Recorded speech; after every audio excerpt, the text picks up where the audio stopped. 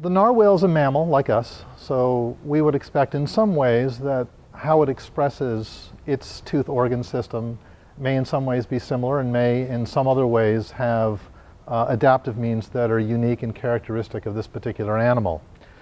It's the most extreme example of dental asymmetry that's exhibited in any animal in terms of teeth. Rarely do you have, in fact in no case do you have something on one side that's 9 feet long and on the other side is a foot. It's an extreme example of that. It's also an extreme example of diversity in sexual differentiation, where females don't have this and males typically do.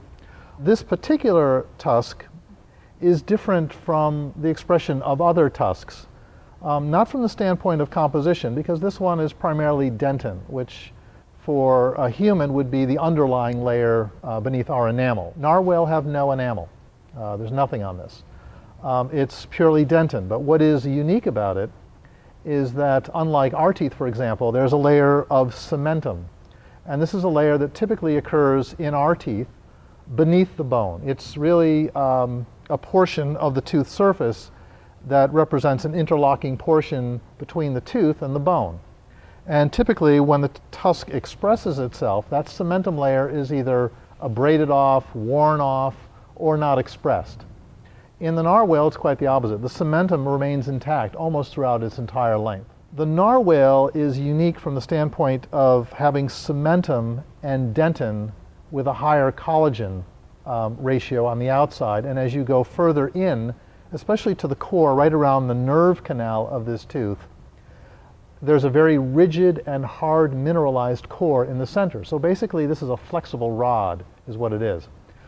There's interest in actually cloning this tissue as a possible way of a restorative material for teeth, because it's very unusual to have a material that is not only strong but also flexible. I'm coordinated with Fisheries and Oceans in Canada and part of their Arctic research program involving tagging of narwhal. During the capture of live whales, they're typically done with nets. They're brought into shore, and for roughly a 30 to 40 minute time period, while they're attaching tags, I am conducting my work on the tusk, and I only typically work on males. We found that there are dentinal tubules, or tunnels, that basically go from the inside nerve of this tooth to the outside surface. And in no other animal have we ever found an expression of these tubules that go to the surface. And this particular organ system goes out of its way to have those tubules displayed and open to its outside environment over the entire surface of this. So much so that when we did the scanning electron microscope work, that we found that over an 8-foot section that there were roughly 10 million of these connections.